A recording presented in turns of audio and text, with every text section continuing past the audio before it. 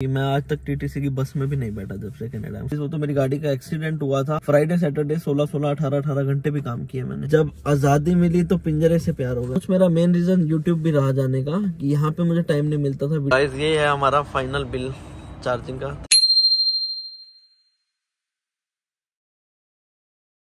तो guys last time आया हूँ मैं गाड़ी को चार्ज करने कनाडा में। उसके बाद चार्ज कनाडा में तो नहीं करूँगा, कल गाड़ी रिटर्न करूँगा। उसके बाद मैंने परसों चले जाना है इंडिया, तो लास्ट टाइम कर लेते हैं चार्ज।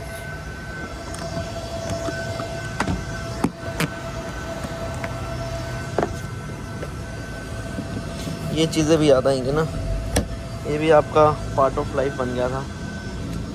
ये देख लो अभी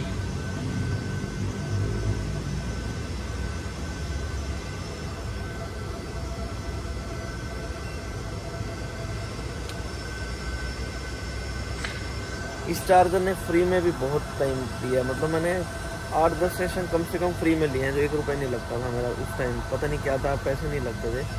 अब तो पैसे कटते हैं। ऑथराइज हो गया, अब स्टार्ट हो जाएगी। अब गाड़ी में चार्जिंग है नहीं बिल्कुल भी।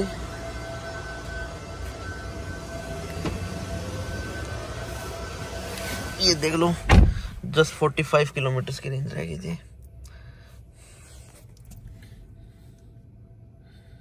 तो गाइस अब हम बात करेंगे कि क्या मेरी जर्नी थी कनाडा की, क्या एक्सपीरियंस था, कैसा टाइम बीता मेरा। तो गाइस जर्नी तो काफ़ी अच्छी थी। मतलब रोलर कोस्टर भी नहीं कह सकता मैं, तो काफ़ी स्मूथ रही मेरी जर्नी। स्ट्रगल मैंने नहीं किया इतना, मतलब जो स्ट्रगल करते हैं स्टूडेंट्स वो सब मैंने कुछ भी नहीं किया, क्योंकि मैं आज तक टीटीसी की बस में भी नहीं बैठा जब से कनाडा में 7 महीने हो गए। तो अब आप समझ ही सकते हो कि स्ट्रगल के नाम पे क्या ही किया होगा मैंने। फेब में आया था मैं, 5 फेब को लैंड हुआ था। तब से मतलब मैंने लाइसेंस बनवा लिया था आते ही, क्योंकि मुझे डिलीवरी का काम करना था।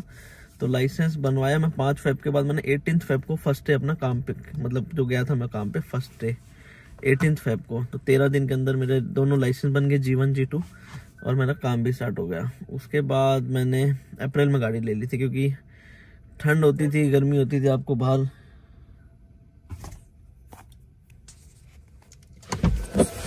सो गाइस मुझे तो लगता है मुझसे चार्जर भी ना रहा जाए। जो फर्स्ट पे मतलब फर्स्ट स्पॉट पे जब चार्ज लगाया तो चार्ज हुआ ही नहीं, मतलब एरर आ गया था। अब इस पे आया हूँ, इसमें भी $10 का बैलेंस पड़ा है, ख़त्म कर देते हैं।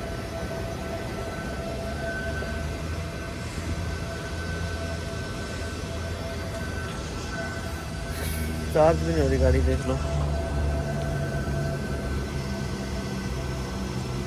तो गाइस हम बात कर रहे थे स्ट्रगल की। तो स्ट्रगल मैंने कुछ भी नहीं किया। तो मैंने अमेजोन का काम जो था वो किया मैंने अप्रैल तक। 23 अप्रैल को मैंने ली थी अपनी गाड़ी। उसके बाद मैंने अमेजोन का काम 1-2-3 दिन किया था सिर्फ। तो गाड़ी लेने का मेन रीजन था कि मुझे उबर करनी थी, क्योंकि उबर में एक तो पैसा ज्यादा बनता है, आप फ्लेक्सिबल हो, आपको जब दिल करना है आप, मतलब जब भी आपका दिल आप काम कर सकते हो। रात को करना है, सुबह करना है, मतलब अपने घर का राज है उबर में। तो यही हिसाब था, और पैसे उबर में ज्यादा बनते थे। तो उबर में बैठे रहो, अपना काम हो जाता था। तो स्मार्ट वर्क था ये मेरा कि थोड़ा दिमाग से खेलते हैं। गाड़ी लेना रिस्क था कि मुझे भी नहीं पता था कि इतनी जल्दी मैं जाऊंगा इंडिया वापस। वो तो मेरी गाड़ी का एक्सीडेंट हुआ था, तो मुझे हुआ था कि अब घर तो जाना ही है। तो गाड़ी का था कि मैं गाड़ी लूंगा, 1 साल तक तो गाड़ी चलाऊंगा, इतने कमा लूंगा, उसको बाद में बेच दूंगा जब इंडिया जाऊंगा, कि वीज़ा मेरा अप्रैल तक की था। तो मैंने गाड़ी ली, उसके बाद मैंने कभी पीछे मुड़ के नहीं देखा। मैंने पैसा जब कमाना स्टार्ट किया, मतलब जो मेरा असली जो कमाई थी वो उबर करने के बाद स्टार्ट हुई। तो मैंने अच्छा पैसा कमाया, खूब काम करता था मैं। 12-12 14-14 घंटे मैं दिन के काम रोज काम करता था। फ्राइडे सैटरडे 16 18 घंटे भी काम किए मैंने। तो अच्छा पैसा बन रहा था, मजा भी आ रहा था। बट जो लाइफ थी वो इसी चीज पे ही चल रही थी कि लाइफ में कोई एंजॉय नहीं था, कुछ भी नहीं था। मैं 7 के 7 दिन उबर करता था, या अगर संडे नहीं कर रहा था काम तो सैटरडे की थकावट होती थी, क्योंकि सैटरडे में सुबह तक काम करता था। तो 15-16 घंटे हो जाते थे सैटरडे। तो मैं संडे रेस्ट करता था, कहीं जाता नहीं था। तो अच्छा चल रहा था, सब बढ़िया था। फिर मुझे लगा कि एक तरह से मैं टाइम वेस्ट ही कर रहा था, कि जब मेरा गोल ही है कि मैंने वापस इंडिया ही जाना है, जब मैंने कनाडा में रुकना ही नहीं है, तो मुझे लगने लगा कि मैं अब टाइम वेस्ट कर रहा हूँ अपनी लाइफ के साथ। जो भी टाइम, तो टाइम है, टाइम इज मनी। तो मुझे रियलाइज़ हुआ कि इंडिया तो जाना ही है, तो मैं प्लान था कि मैं जनवरी या फिर अप्रैल तक रुकूंगा, उसके बाद मैं इंडिया चला जाऊंगा। बट फिर मुझे लगा कि जब गाड़ी का एक्सीडेंट हो गया, गाड़ी का एक्सीडेंट हुआ था मेरा 23 जुलाई। तो गाड़ी जब मैंने ली थी ट्यूसडे था 23 अप्रैल, जब मेरी गाड़ी का एक्सीडेंट हुआ 23 जुलाई ट्यूसडे ही था उस दिन भी। तो गाड़ी का एक्सीडेंट हुआ, उसके बाद मैंने गाड़ी रेंट पे ली। अब काम तो करना था, उस टाइम भी मुझे नहीं था कि अभी मैंने इंडिया जाना है या क्या करना है। तो मैंने गाड़ी रेंट पे ली। गाड़ी रेंट पे काफ़ी महंगी दिखने लगी मुझे, क्योंकि 516 इसकी जाती थी मेरी वीकली, और उसकी मेरी जाती थी 1000 मंथली, तो ऑलमोस्ट डबल हो गया। तो काफ़ी महंगी पड़ रही थी। और ये गाड़ी लेने में मुझे चलाने में भी मज़ा नहीं आता था, क्योंकि जो मेरी जेटा थी उसमें यार गैस का तो गैस का ही होता है। अब इसमें दिख रही थी कि 100 किलोमीटर की रेंज है, अगर राइड आ गई मान लो 150 किलोमीटर 120 की, तो मैं कैसे कंप्लीट करूँगा। तो माइंड में स्ट्रेस होता था कि यार अब बंद ही करनी पड़ेगी। तो मैं 60-70 किलोमीटर तक मैं बंद कर देता था ऊबर, मतलब इससे ज़्यादा नहीं करता था। और फिर चार्ज करो, टाइम वेस्ट होता था। अब आपने मेरे मतलब जो मिनी व्लॉग्स बनाई मैंने, उसमें भी देखा कि मैं रोज की रूटीन में था कि चार्ज करना ही पड़ता था। अब भी देख लो, अब चार्ज कर रहा हूँ, अभी 26% हुई। अब तो चलो ज़्यादा नहीं करूँगा चार्ज इसको। तो यही रूटीन थी। तो ये गाड़ी लेने के बाद मुझे इतना मज़ा नहीं आया चलाने में। गाड़ी ने बहुत साथ दिया, इस गाड़ी ने भी बहुत अच्छा कमा के भी दिया, बट चलाने में मज़ा नहीं आता इस गाड़ी में ना, इलेक्ट्रिक में। और अपनी तो अपनी होती है चीज़, ये अपनी भी नहीं लगती। तो बस फिर यार अब वापस जा रहा हूँ मैं परसों, आज है थर्सडे, तो कल का दिन है मेरे पास। शॉपिंग मेरी ऑलमोस्ट डन हो चुकी है। 1-2 आइटम शायद घर पूछनी है, अभी कुछ रह गया। तो मैंने तो खुद कुछ नहीं लिया अभी, एक शूज़ लिए थे मैंने। तो अपने लिए तो कुछ ज़्यादा शॉपिंग की नहीं, बट जो घर वालों के लिए थोड़ा बहुत सामान ले लिया ज़्यादा, क्योंकि मेरे पास जगह नहीं थी बैग में। 2 ही बैग से अलाउड है। तो सामान मेरा खुद के पास ही इतना था, कपड़े वगैरह जो मैं लाया था।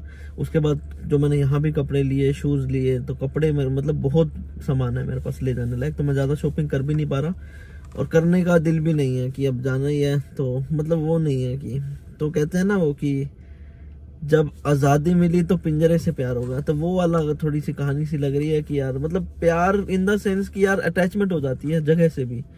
तो इस जगह रहा 7 महीने, तो ऐसे लगता है पता नहीं कितने सालों से कनाडा में हूँ मैं। तो ऐसे रियलाइज होता है कि यार पता नहीं कब आया था, लगता नहीं कि 7 ही महीने हुए और मैं वापस जा रहा हूँ घर। तो नुकसान भी बहुत हुआ, बहुत खर्चा करके आया था यहाँ पे, कमाया कुछ भी नहीं है, उसका आधा भी नहीं कमाया मैंने, क्योंकि यहाँ खर्चे बहुत थे। कमा रहा था बट यहाँ एक्सपेंसिव बहुत ज़्यादा है, महंगाई बहुत ज़्यादा है यहाँ पे। तो जगह से अटैचमेंट हो ही जाती है यार। अब थोड़ा सा वो हो रहा है कि माइंड को भी एडजस्ट करने में कुछ टाइम तो लगेगा इंडिया में भी, कि वही भीड़ वही सब कुछ, थोड़ा टाइम तो एडजस्ट होने में लगेगा। भीड़ यहाँ भी बहुत है, ट्रैफिक यहाँ इंडिया से भी ज़्यादा है। हिसार में तो बिल्कुल भी ट्रैफिक नहीं होता, थोड़ा बहुत होता है, बट हाँ टाइम लगेगा। बट थोड़ा सा रहता है कि यार अब इस जगह दोबारा कभी नहीं आना, अब कभी भी नहीं आ पाऊंगा इस जगह। तो इस चीज़ का थोड़ा सा दुख तो रहता ही है कि ये जो फेज था लाइफ का, ये जो जर्नी थी, ये सड़कें थी, ये जो भी टाइम था, तो अच्छा था काफ़ी। ये मतलब मैं इसको ख़राब नहीं कहूँगा, स्ट्रगल भी नहीं कहूँगा, कि मेरा टाइम बहुत अच्छा गुजरा भगवान की कृपा से। मज़ा भी आया, कमाया भी, काम भी किया, सब कुछ अच्छा चला मेरा। तो ऐसा नहीं है कि मैं एक बैड नोट पे इस फेस को ख़त्म कर रहा हूँ, बहुत अच्छे नोट पे ख़त्म कर रहा हूँ। एक थोड़ा सा ना हार्ड वर्क करके देखा कि हार्ड वर्क भी इतना करके इतना भी कमाया जा सकता है। तो हार्ड वर्क अच्छा था, और एक डिसिप्लिन भी आ गया था लाइफ में कि खुद खाना भी बना रहा था। स्टार्टिंग में मैंने खाना काफ़ी टाइम खुद भी बनाया है। उसके बाद खुद लॉन्ड्री करना, खुद अपना तैयार होना, खुद को मतलब जिम्मेवारी लेना कि अब जाना है कमाना है। नहीं तो यार मैं तो इतना मतलब आधा काम करके भी मैं इतना कमा सकता था कि मेरे आराम से खर्चे निकल रहे थे। बट मुझे था कि नहीं, थोड़ा इकट्ठा करना है, इतने पैसे लगे हैं, कुछ कमा लो। तो अपने एक रिस्पॉन्सिबिलिटी थी, वो खुद आ रही थी कि अब कमाने मतलब टाइम है अब कमाने का, तो कमा लेते हैं। तो ये सब चीज़ें यहाँ आने के बाद सीखा। इंडिया में ऐसा कुछ नहीं था, मांग लिया मम्मी से पैसे दे दो, यहाँ जाना है घूमने, ये वो, मतलब बहुत उड़ाया पैसा इंडिया में। बट यहाँ पे जो था, जो उड़ाया वो सिर्फ मैंने खर्चों पे उड़ाया जो मेरे एक्सपेंसेस से आगे। कोई मैंने यहाँ पे ऐसे उड़ाया ही नहीं कुछ भी कि मैं फालतू नजर मतलब खर्चे कर रहा हूँ या कुछ कर रहा हूँ। तो ऐसा कुछ भी नहीं किया कनाडा में। तो यहाँ पे सेविंग्स करना सीखा, इंडिया में भी पैसे भेजे थोड़े बहुत, जो भी सेविंग होती थी मैं इंडिया डाल देता था, क्योंकि मेरे को पता था मैंने रहना नहीं है। तो जैसे ही थोड़ा बहुत देखा रेमिटली पे रेट अच्छा, तो मैं ट्रांसफ़र कर देता था। तो वो भी अच्छा फेज था लाइफ का। तो अच्छा था, ओवरऑल जर्नी काफ़ी अच्छी रही मेरी। अब कल का दिन है मेरा लास्ट कनाडा में। इसके बाद परसों सुबह मैं 8 बजे के करीब निकल जाऊंगा, क्योंकि 12 बजे की फ्लाइट है, तो 4 घंटे पहले एयरपोर्ट पहुंच जाऊंगा। तो कल थोड़ा बहुत देखता हूँ, शॉपिंग वगैरह कुछ करनी है, ऑलमोस्ट पैकिंग भी डन हो चुकी है। तो ठीक है यार, अब अच्छा था, मैं कुछ बोल भी नहीं, मतलब समझ नहीं आ रहा क्या बताऊँ मैं अब आपको। अच्छा फेस था। अब इंडिया में 10-12 दिन तो पूरी पैम्परिंग होगी मम्मी, अभी भी फोन आता है, ये बना दूंगी, वो बना दूंगी, ये खिलाऊंगी, वो खिलाऊंगी। तो कई दिन तो राजे नवाबों वाली जिंदगी चलेगी, उसके बाद फिर वही देखते हैं क्या करना है इंडिया में भी। अभी यूट्यूब मोनेटाइज हो गया तो मेरा ध्यान जो है यूट्यूब पे ज़्यादा रहेगा। और कुछ मेरा मेन रीज़न यूट्यूब भी रहा जाने का कि यहाँ पे मुझे टाइम नहीं मिलता था वीडियोस बनाने का, क्योंकि यहाँ खर्चे बहुत थे, तो उनको मतलब यहाँ सर्वाइव करने के लिए कमाना पड़ेगा। अब यूट्यूब पे डिपेंड नहीं हो सकते। यूट्यूब की तो मेरी कमाई भी अभी 10 दिन पहले स्टार्ट हुई, अभी $20 भी नहीं पूरे हुए मेरे। अब खैर वीडियो भी नहीं डाली काफ़ी टाइम से, तो वीडियो भी एक आने वाली है, आज ही रिकॉर्ड की है, एडिट कर दी है, तो वो कल डाल दूंगा मैं, या कल या इंडिया जाने के बाद डालूंगा, देखता हूँ कैसे। बस 2-3 दिन में वीडियो आ जाएगी वो। तो यूट्यूब का ये था कि यहाँ पे वीडियो बना नहीं पाता था, तो अब है कि चैनल मोनेटाइज हो गया, तो अब थोड़ा कॉन्फिडेंस आया है कि अब पैसे भी आएंगे, कुछ भी डालेंगे, कोई भी मतलब वॉच टाइम कुछ भी आएगा, उसकी कमाई आनी है अब। तो एक इस चीज़ का कॉन्फिडेंस है, जो इतनी मेहनत करके यहाँ तक आया, जो 4000 घंटे वॉच टाइम कंप्लीट हुआ, तो उसके बाद अब फल मिलने की बारी है। तो अब मैं सोच रहा हूँ कि यूट्यूब पे थोड़ा अच्छे से ध्यान दूँ। अभी जाके गाड़ी भी लेनी है, देखते हैं कौन सी लेते हैं, क्या कुछ है, अभी इंडिया जाने के बाद ही देखेंगे ये सब। तो बाकी चलो, मज़ा आया। अब कनाडा के व्लॉग्स तो आएंगे नहीं मेरे चैनल पे, ना ऊबर के आएंगे, तो ऊबर ने भी बहुत साथ दिया। ऊबर वाली पूरी ऑडियंस को दिल से थैंक यू कि चैनल मोनेटाइज भी करवाया। और कनाडा में ऊबर ही मेरा सहारा था, कि मैंने ऊबर से ही एक ना ऊबर एक घर खुद का लगता था कि ऊबर मेरा खुद का काम है, तो ऊबर के साथ इतना वो हो गया था लगाओ कि ऊबर जब दिल किया ऊबर ऑन किया। अब भी सोच रहा हूँ 1-2 राइड कर लेता हूँ जाने से पहले ना, कि याद रहेगा कि मेरी लास्ट राइड थी। पता ही नहीं मैंने लास्ट राइड कब करी थी, 3-4 दिन पहले करी थी, 2-3 दिन से काम नहीं कर रहा मैं। तो अब सोच रहा हूँ 1-2 राइड भी कर लूँगा, थोड़ी गाड़ी चार्ज हो जाए। थोड़ा नींद तो आएगी नहीं, क्योंकि अब परसों जाना ही है, थोड़ा दिमाग में रहता ही है कि अब लास्ट की 2 रातें ही सोनी है यहाँ पे। तो थोड़ी ऊबर भी चला के देखता हूँ कि थोड़ा दिमाग में रहेगा कि हाँ ऊबर भी करी थी लास्ट में भी। कमाई का कोई मोल नहीं, अब ऊबर की तो क्या ही, अब यार $20-30-40 में क्या ही आएगा, इतने ही कमाऊंगा अब मैं, इससे ज़्यादा तो क्या ही कमाऊंगा, 1-2 घंटे करूंगा। तो चलो गाइस, अब मिलते हैं आपसे इंडिया में। ये छोटा सा व्लॉग था, या वैसे ही बातचीत मन कर गया कि चलो बात कर लेते हैं थोड़ी बहुत कनाडा से रिलेटेड। मेरी जो जर्नी थी उसका एक छोटा सा फ्लैशबैक था ये खुद के लिए, क्योंकि इंडिया जाने के बाद जो ये वाली वीडियो भी देखूंगा तब भी होगा कि मैं क्या फील कर रहा था उस टाइम जब ये रिकॉर्ड कर रहा था, तो थोड़ा तो हो ही जाता है। तो चलो गाइस, वीडियो अच्छी लगी तो लाइक करना, चैनल पे नए हैं तो सब्सक्राइब भी कर लेना, सब्सक्राइब से बहुत सपोर्ट मिलती है। और शेयर भी कर देना अगर कोई कनाडा आना चाह रहा है या किसी को अपनी जर्नी शेयर करनी है मेरी। तो मिलते हैं अगली वीडियो में। इंडिया से कनाडा की वीडियोस खत्म, थोड़ी बहुत जो मेरी जर्नी रहेगी कनाडा की वो उसका एक अलग व्लॉग आएगा, जो भी मेरी कनाडा टू इंडिया की जर्नी रहेगी, क्योंकि एयर इंडिया की फ्लाइट है जो मैंने बुक की है। एक्सपीरियंस बहुत खराब रहने वाला है।